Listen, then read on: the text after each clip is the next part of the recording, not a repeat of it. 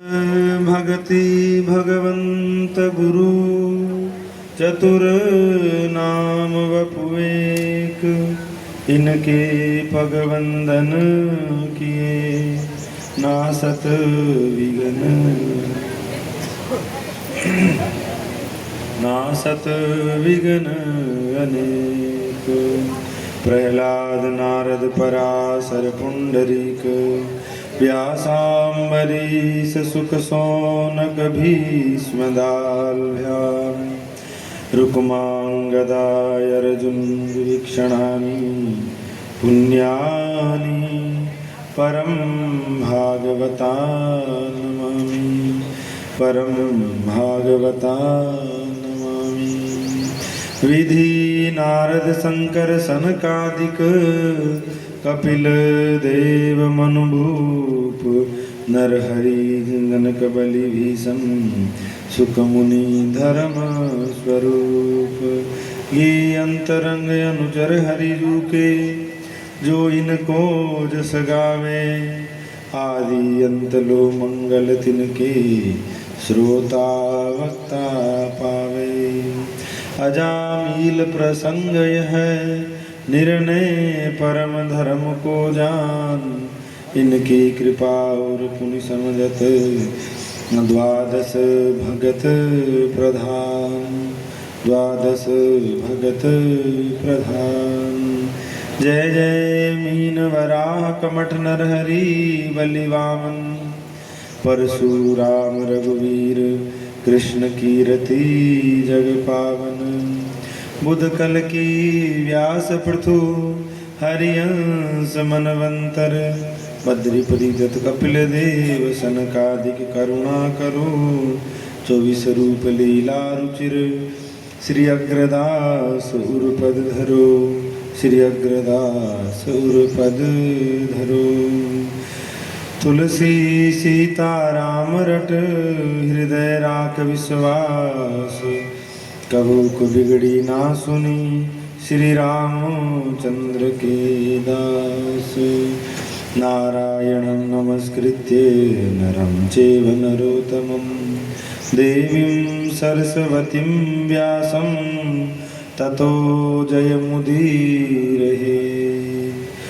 सीतानाथ समारंभां रामानन्दार्य मध्यमाम्, असमदा आचार्य पर्यन्तां, वन्दे श्री गुरु परम्पराम्।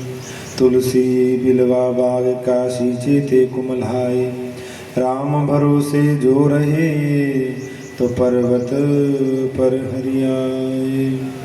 मोर मुकुट कटिकाचिनी, कर मुरली उर्माल, या मानिक मो मन बसो, सदा बिहारी लाल, सदा राधा रमण लाल। पाग बन्यो पटका बन्यो, बन्यो लाल को भेष, श्री कुंज बिहारी लाल की दौड़ आरती देख, दौड़ छवि को देख। हरेर नाम हरेर नाम, हरेर नामेव केवलं, कलो नास्तेव नास्तेव नास्तेव गतिरन्यथा।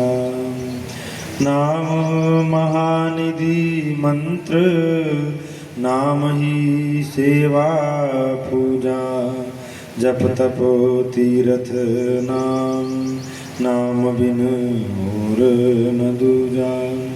नाम प्रीति नाम बेर, नाम कहे नामी बोले, नाम अजामिल साखी, नाम भव बंधन खोले। नाम बड़ रघुनाथ ते, राम निकट हनुमत कयो, कबीर कृपा ते परम तत्व, पदम नाभ पर चोलयो, पदम नाभ पर चोलयो। श्री राम जय जय राम, श्री राम जय जय राम। श्री राम जय जय राम, श्री राम जय जय राम, श्री राम जय जय राम, श्री राम जय जय राम। सीताराम जय राधे श्याम, सीताराम जय राधे श्याम। जय हनुमान जय हनुमान, जय हनुमान जय हनुमान। रक्षा की जय हनुमान, रक्षा की जय हनुमान। विघ्न हरण जय हनुमान, विघ्न हरण जय हनुमान। दुष्ट दलन जय हनुमान, दुष्ट दलन जय हनुमान। श्री राम जय जय राम, श्री राम जय जय राम, श्री राम जय जय राम, श्री राम जय जय राम। श्री हनुमान जी महाराज की जय, श्री रामचंद्र भगवान की जय, श्री अयोध्या धाम की जय, श्री वृंदावन बिहारी लाल की जय, श्री यमुना महारानी की जय, श्री गोवर्धन नाथ की जय, श्री गोवर्धन नाथ की जय, श्री रामानंदाचार्य भगवान की जय, श्री पेहारी जी महाराज की जय, श्री अगरदास जी महाराज की जय, श्री मलूकदास जी महाराज की जय, श्री मोहनदास जी महाराज की जय, श्री सालासर बालाजी सरकार की जय, श्री राघवदास जी महाराज की जय, श्री धोरे वाले बाबा की जय, श्री धुनी वाले बाबा की जय, श्री अखिल भारती जी महाराज की जय। सब संतन की जय, सब भगतन की जय। जय जय श्री सीताराम, जय जय श्री राधे श्याम। ओम नमो पार्वती पतये, हर हर हर महादेव। नारायण। भगवत वंशा कल्पतरु कृपा सिंधु दीनबंधु दीनानाथ प्रियतम परमेश्वर पोगंड्रसार सर्वस्व पद्मावती चरण चारण परमपिता परमात्मा अकारण करुणा करने वाले अहेतु की कृपा करने वाले परमपिता भगवान की अहेतु की कृपा इन जीवों पर बरस रही है। भगवान की कृपा सब पर समान रूप से बरस रही है। जिस कृपा में बैठ करके हम मानव जीवन को धन्य करने वाला सत्संग, मानव जीवन को कृत्य करने वाला श्रीमद् भागवत ग्रंथ, भागवत की कथा हमें प्राप्त हुई है और प्राप्त हो रही है। कथा रूपी गंगा बहते हुए आज छठे दिवस में प्रवेश कर रही है। तो नारायण भगवान की कृपा तो सब पर समान रूप से हुआ करती है, पर कोई भगवान की कृपा में डूब करके धन्य होता है, कृत्य होता है, और कोई अज्ञानवश अनेक विडंबना करके पश्चाताप करके दुखी होता है, वो भगवान की कृपा का अनुभव नहीं करता। बड़े भाग मानुष तन पावा, सुर दुर्लभ सब ग्रंथन गावा, साधन धाम मोक्ष कर द्वारा, जाए नहीं तई पर लोक सवारा। देवता लोग कहते हैं कि बिना मनुष्य शरीर के परलोक नहीं सुधर सकता है। जो बैकुंठ का, जो परम धाम का जो दरवाजा है, वो केवल मनुष्य योनि के द्वारा ही खुला जा सकता है। और उसी मनुष्य जीवन को लोग व्यर्थ में बिता रहे हैं, व्यर्थ के कार्यों में बिता रहे हैं, व्यर्थ के शोक में बिता रहे हैं। ये बड़ी विडंबना की बात है।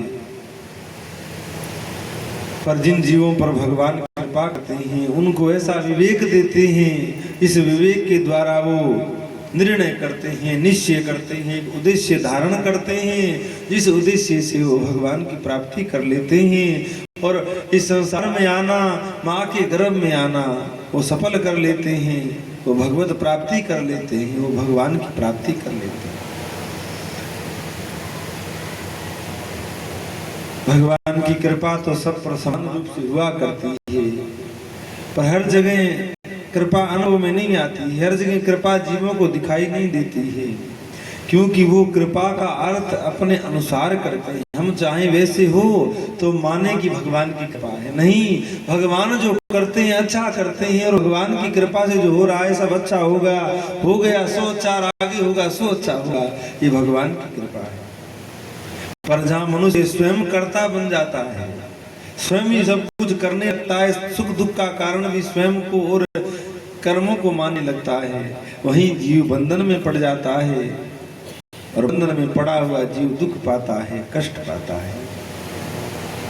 ये बंधन भी एक जन्मों का नहीं होता है, हजारों हजारों जन्मों से जो संस्कार पड़ जाते हैं, जो भ्रम जन्मों जन्मों से पड़ जाता है, वही बंधन है। बंधन क्या होता है? जैसे किसी पशु को रस्सी से बांध दिया, वो पशु बंधन में अब कहीं जा नहीं सकता है। किसी वस्तु को बांध दिया तो वो बंध गई, अब वहां से हिल नहीं सकती है। उसी प्रकार मनुष्य अज्ञान रूपी रस्सी से बंध जाता है और इस संसार को छोड़ कहीं जाता नहीं है, यही मरता है, यही जन्मता है, यही सुख दुखों का भोग करता है।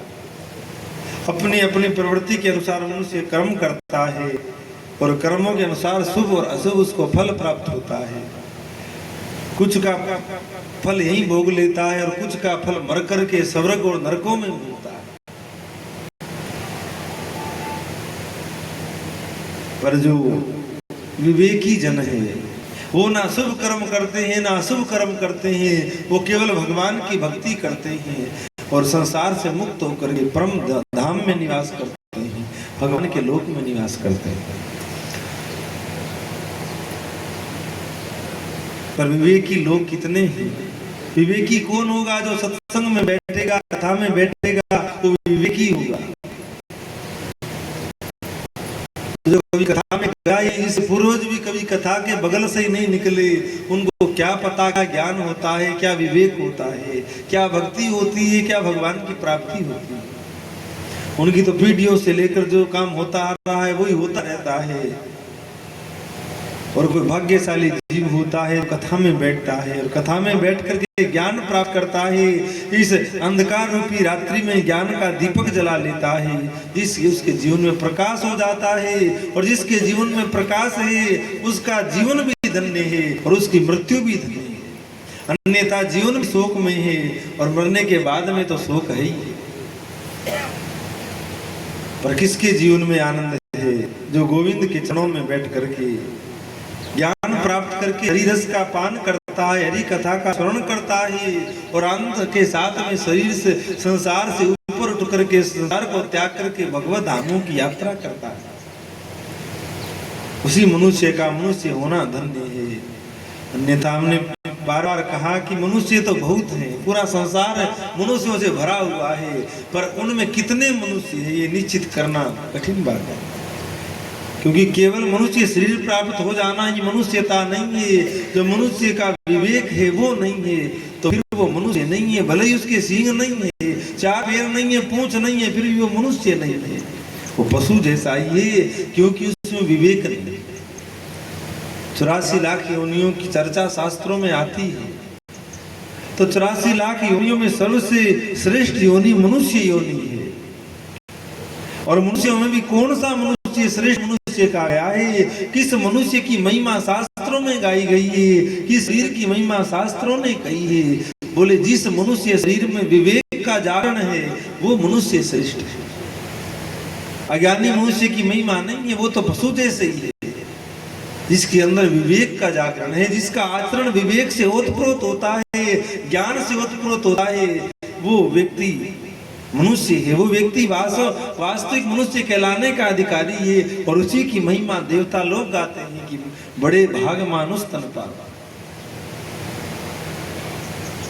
तो मनुष्य शरीर में पहले तो योनियों में मनुष्य शरीर की महिमा, और मनुष्य शरीर प्राप्त करने के बाद में किस मनुष्य की महिमा, बोले जिसने गुरु चरणों में बैठ करके हरि कथा में बैठ करके विवेक का जागरण किया हो, विवेक की प्राप्ति करी हो, वो मनुष्य श्रेष्ठ है। और उन मनुष्यों में भी वो मनुष्य श्रेष्ठ है जो ज्ञान अर्जित करके ज्ञान की स्थिति प्राप्त कर ले, बात का फल प्राप्त कर ले, कथा सुन करके, कथा जिस भाव जिस विचार का जिस भक्ति की ओर संकेत करती है उसको प्राप्त कर ले, वो मनुष्य श्रेष्ठ है। और उन मनुष्यों में भी कोई एक मनुष्य है जो वहां तक पहुंचता है, वो प्राप्ति उसको होती है। हजारों करोड़ों अरबों मनुष्यों में एक मनुष्य कथा सुनता है, और हजारों कथा सुनने वालों में एक व्यक्ति ध्यान है, और उन हजारों ध्यान में सुनने वालों में से एक व्यक्ति है जो मनन करता है, चिंतन करता है, और उन हजारों मनन चिंतन करने वाले मनुष्य में एक मनुष्य है जिसको परम प्राप्ति होती है, जो उस विवेक का फल भगवान के चरणों में जाकर के प्राप्त करा।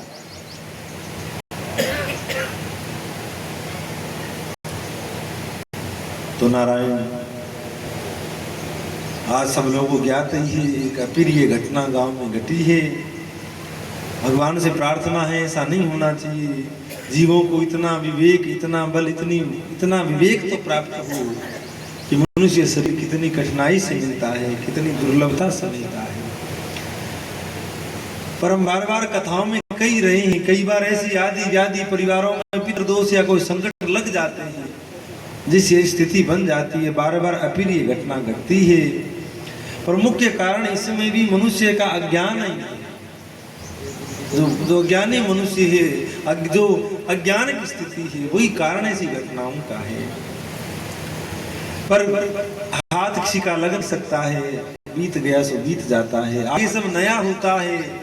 तो भगवान से प्रार्थना ही कर सकते हैं कि हे भगवान, सब लोगों को विवेक दो, सब लोगों को ज्ञान दो कि वो इस तरह अपना शरीर, अपने दिल को समाप्त नहीं करे। भगवान की प्राप्ति तो बहुत दुर्लभ है, कम से कम जो परमार्थिक कार्य है, संसार के कार्य हैं, उनको भी करता हुआ जीव समय के अनुसार अपने शरीर का त्याग करे, नहीं कि असमय में, कुसमय में इस तरह जाएगा। और ऐसी घटना सबको पीड़ा देने वाली होती है, पर हाथ तो किसका लगता है। प्रयास मनुष्य क्या कर सकता है, दुखी हो सकता है, परेशान हो सकता है, शोक कर सकता है, इसके आगे क्या है, क्योंकि सबके ऊपर काल बैठा है और वो सब कार्य कर रहा है।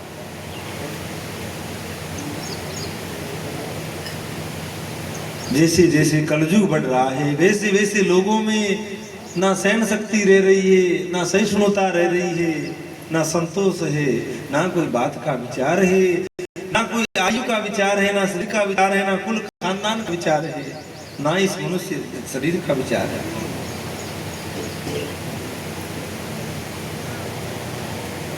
तो कथा के माध्यम से भगवान से ही प्रार्थना है कि भगवान सब आनंद करे, सब मंगल करे। जिस परिवार में ये घटना घटी है, उस परिवार को इतना बल संबल दे कि वो इस शोक से बाहर निकल सके, पुनः अपने जैसे कार्यों में लग सके और इस दुख भरी बात को भूल सके। अभी से अधिक तो और क्या हो सकता है। नारायण भगवान की प्राप्ति से बढ़कर के कोई कार्य नहीं होता है। भगवान की प्राप्ति हो गई तो जीव कभी चला जाए, कोई शोक की बात नहीं है। और भगवान की प्राप्ति नहीं हुई तो 90 साल का डोकरा भी मरता है तो रोने की बात है कि मर गया, भगवान की प्राप्ति नहीं करी, भगवान का भजन नहीं किया, व्यर्थ में चला गया। और वहीं भजन करने वाले कम आयु में भी गए तो उत्सव हुआ, आनंद हुआ। तो मनुष्य अपने स्तन की महिमा जान ले तो भी उसका कल्याण हो, और तन के साथ में गंगा की महिमा जान ले, तुलसी की महिमा जान ले, पीपल ब्राह्मण की महिमा जान ले, राम नाम की महिमा जान ले, एकादशी के व्रत की महिमा जान ले, माता पिता की महिमा जान ले, अपने समाज की महिमा जान ले तो भी उसका कल्याण हो जाता है। पर संसार में देखा जाता है सब कुछ लीला सब सामने होती है, फिर भी किसी की भी महिमा मनुष्य जानता नहीं। ना माता पिता की महिमा जान पाया, ना गुरु की महिमा जान पाया, और भगवान तुलसी ब्राह्मण ये तो बहुत आगे की बात है।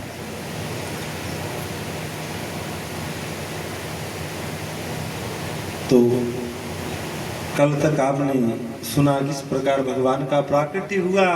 अब भगवान की कथा तो हम कहेंगे, ये जो कल से चल रही थी उससे पहले जो कुछ प्रसंग छूट रहे थे, जो दूसरे तीसरे दिन में कुछ प्रसंग रहे थे, प्रहलाद जी का चरित्र है या और भी कई भक्तों का चरित्र है, उनका हम आप श्रवण करें।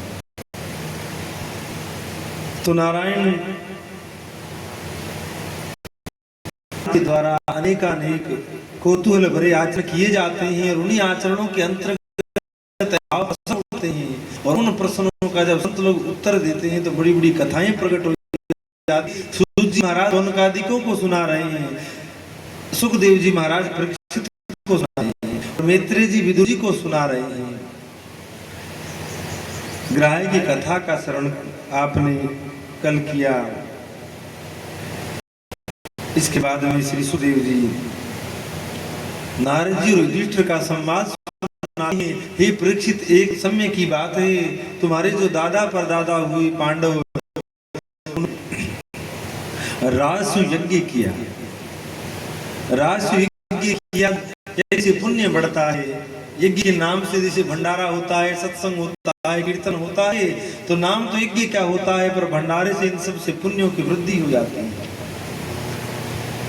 तो युधिष्ठिर जी ने राजसु यज्ञ किया, पूरे संत समाज को, ब्राह्मण समाज को, सबको उसमें निमंत्रण, सब राजा महाराजा वहां पर पहुंचे। तो हे परीक्षित, उस यज्ञ में भगवान और सब सेवा बट गई, सबने अलग अलग। तो भगवान ने कहा मेरे को भी कोई सेवा बताओ, इतना बड़ा यज्ञ है तो मैं नहीं। तो पांडवों ने कहा महाराज आप तो बस बैठे रहिए और दर्शन दीजिए, आपको हम क्या कहें, क्या सेवा दें। भगवान ने कहा कुछ तो बताओ। देखो, जिसका सेवा भाव है उसको सेवा बतानी नहीं पड़ती कि तुम लो कि या रखवाली कर लो, तुम ये काम कर लो। जो जिसका सेवा भाव कहेगा भैया इतना ये अच्छा कार्य हो रहा है तो मुझे कोई सेवा बताओ, कोई काम बताओ। और जैसे काशी राम जी नित्य यह विश्राम करते हैं, कथा रखवाली करते हैं, तो इनका सेवा भाव है, तो बिना कहीं इन्होंने कह दिया कि आप करोगे सवाई सेवा मैं कर दूंगा, और इन्होंने किया भी।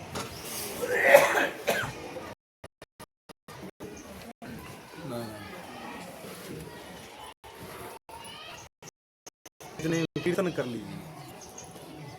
राधे कृष्णा राधे कृष्णा राधे गोविंद भजो, राधे कृष्णा राधे कृष्णा राधे गोविंद, राधे कृष्णा राधे कृष्णा राधे गोविंद भजो, राधे कृष्णा राधे कृष्णा राधे गोविंद भजो, राधे कृष्णा राधे कृष्णा राधे गोविंद भजो, राधे कृष्णा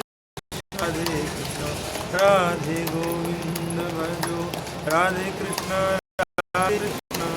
राधे गोविंद भजो, राधे कृष्ण राधे गोविंद भजो, राधे कृष्ण राधे गोविंद भजो, राधे कृष्ण राधे गोविंद भजो, राधे कृष्ण राधे गोविंद भजो, राधे कृष्ण राधे गोविंद। तो नारायण जिसका भाव सेवा करने का होता है उसको सेवा बतानी नहीं पड़ती कि तुम ये काम कर लो, वो स्वतः सेवा में लग जाते हैं। और जिसके का सेवा में भाव नहीं है, सेवा भाव किसका होता है? जिसने ईमानदारी से भगवान का भजन किया हो, उसको सेवा का प्रभाव का पता लग जाता है कि सेवा का क्या फल है। भक्ति दो प्रकार की होती है, उनमें सेवा भक्ति बड़ी भक्ति है। दो प्रकार की, जो वंदनम संख्यम अचनम आत्म निवेदनम जो भक्ति है, उसमें सेवा भक्ति श्रेष्ठ चली गई है। तो सेवा भक्ति हर किसी के जीवन में आती है।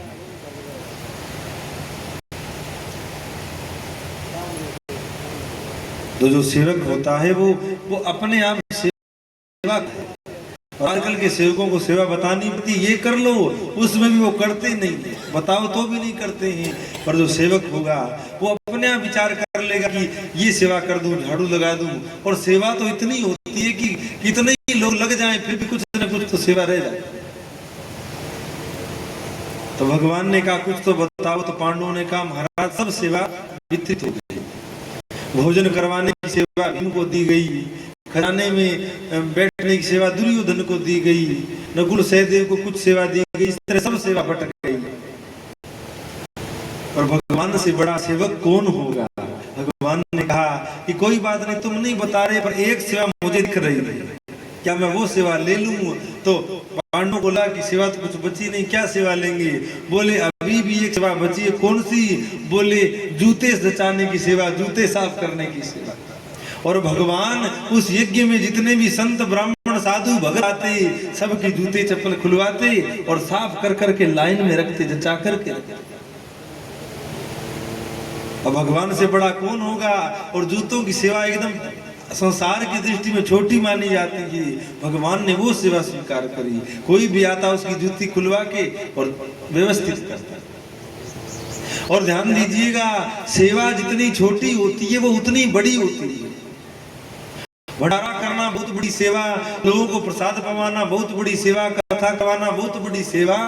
पर भंडारा हो और भंडारे के बाद में जो जूठे बर्तन बच जाए उनको साफ करना सबसे बड़ी सेवा। जो समझदार व्यक्ति होगा वो परोसाई में नहीं लगेगा और सेवा में नहीं लगेगा, वो कहेगा भैया मैं तो बर्तन साफ करूंगा। और ध्यान दीजिए, किसी व्यक्ति ने करोड़ रुपए लगा करके बड़ा झगड़ा भंडारा किया, पूरी तहसील को जिमाया। और एक तरफ एक व्यक्ति है जिसने भंडारा नहीं किया, मात्र आने वाले लोगों के जूठे बर्तन साफ किए, उनके द्वारा इधर उधर जो जूते निकाले गए उन जूतों को व्यवस्थित रखा, तो बड़ा पुण्य उस बर्तन साफ करने वाले का हो गया, भंडारा करवाने वाले से। तो सेवा कभी छोटी नहीं होती है, सेवा जितनी छोटी होती है उतनी दिव्य होती है। अब झाड़ू निकालने की सेवा को कौन निकालता है? झाड़ू किसी को कह दो झाड़ू निकाल दो तो कहेगा मेरे को ऐसा वैसा समझाएगा, झाड़ू निकाल। मैं घर पे भी नहीं करता हूँ, नहीं निकालता। और वहीं जो सेवा का जानकार होगा वो पहले झाड़ू उठाएगा। और वृंदावन में देखा गया बड़े बड़े सिद्ध झाड़ू लगाते हैं। हमारे वृंदावन में झाड़ू को भी झाड़ू नहीं कहा जाता है, सो नहीं कहा जाता है, सोनी सेवा सबसे सुंदर सेवा। हमारे बड़े महाराज जी जिनका कैलेंडर में जो दूसरे नंबर पर स्वरूप आप देख रहे हैं, महान सिद्ध विभूति थे, इतने बहुत बड़े विद्वान थे, पर इनको जब भी अवसर मिलता कोई सेवा करने का लग जाते। तो एक बार की बात, भंडारे होते हैं कुछ समय, कुछ महीने विशेष वृंदावन में भंडारे होते हैं। तो भंडारे होते हैं तो चावल दाल रोटी वगैरह कुछ जूठा बच जाता है तो लोग नाली में डाल देते हैं। शहरों में से नालियां होती है, उसमें डाल दे रहे तो वो सड़ जाता है, कीड़े पड़ जाते हैं। हर कोई वहां से निकले तो दुर्गंध भी आती है और लोग वहां लघु का भी कर देते। इस तरह बड़ा सुगला काम उन दिनों हो जाता है। जी कहीं गए थे तो काफी देर हो गई, लौटे नहीं।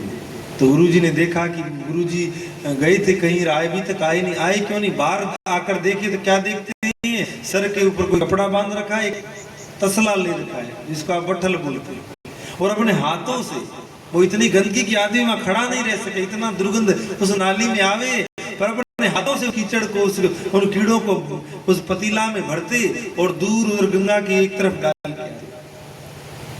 जैसे महाराज जी ने देखा, प्रणाम किया, कहा गुरुजी ये आप क्या कर रहे हैं, हम कर लेते हैं। तो बोले पहले तो कुछ कहा नहीं, बाद में बोले इतना सेवा भाव है तो कर क्यों नहीं लिया? भी गुरुजी लगे तब हम कहे नहीं गुरुजी आप छोड़ो हम कर लेंगे। तो गुरुजी को लगने की आवश्यकता कांपड़ी पहले ही कर लेते। आखिर में उन्होंने कहा बच्चा तुमको क्या लगता है, क्या मैं नाली साफ कर रही हूँ? मैं ये नाली साफ कर रहा हूँ, मैं अपने मन को साफ कर रहा हूँ, मेरे मन का कीचड़ में निकाल दिया। और हजारों बड़े बड़े संत सिद्ध हुए, तो वृंदावन में झाड़ू लगाते लगाते सिद्ध हो गए। तो ब्रह्म ज्ञान जो पराभक्ति जो दिव्य भक्ति है उनको झाड़ू लगाने से प्राप्त हुई। परेशानी की घटना है।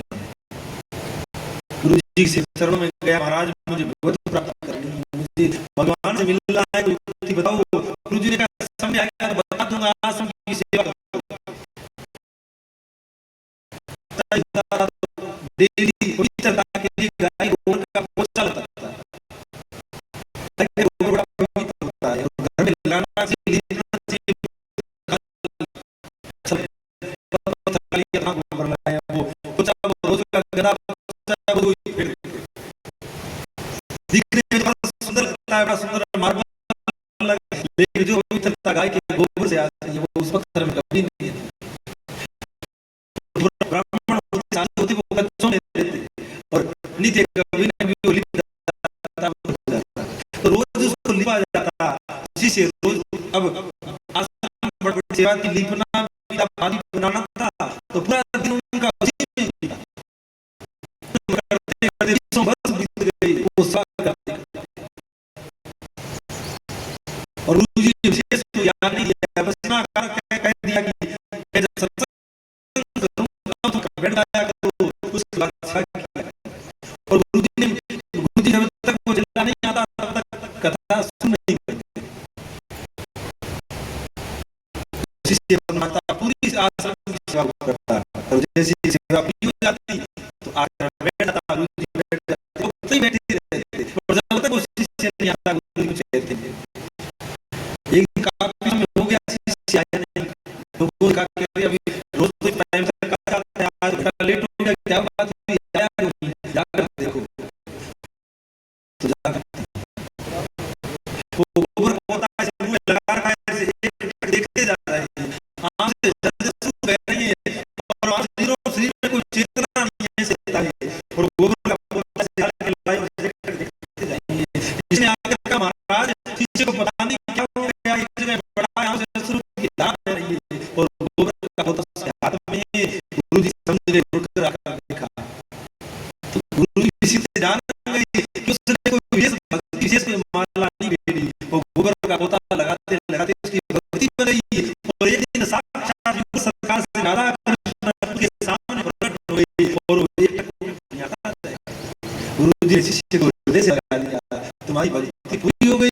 दो शिष्य वर्षों से माला फेर रहे थे, भजन कर रहे थे, नियम कर रहे थे, उनको कुछ नहीं मिला और नित्य आश्रम में पोछा लगाता, झाड़ू लगाता, झाड़ू लगाते लगाते इसलिए यदि आओ मंदिर में यहाँ नहीं रहो कि बड़े चौधरी हैं, बड़े पैसे वाले हैं, ये वो में आश्रम में मंदिर में आकर एकदम सामान्य हो जाओ, बड़ी एक्स्ट्रा कपड़ा उठाकर डाल दो, झाड़ू लगा दो, सफाई करो और जो व्यक्ति किसी प्रकार की व्याधि से दुखी हो, नींद उठ कर किसी को पता भी नहीं लगे, बताओगे तो लोग कहेंगे बड़ा भक्त है, मंदिर में झाड़ू लगाता है, भक्ति बढ़ जाएगी। सुबह 4 बजे 3 बजे आकर नित्य झाड़ू लगाओ, बड़ी से बड़ी व्याधि झाड़ू के साथ ही चलती है। हमें तो झाड़ू लगाने में शर्म आई, उठाने में शर्म आई, हम तो बड़े अच्छे कपड़े पहन के आते हैं, अब प्रणाम करते देखते कि नीचे कसरत नहीं है, कपड़ों के लगे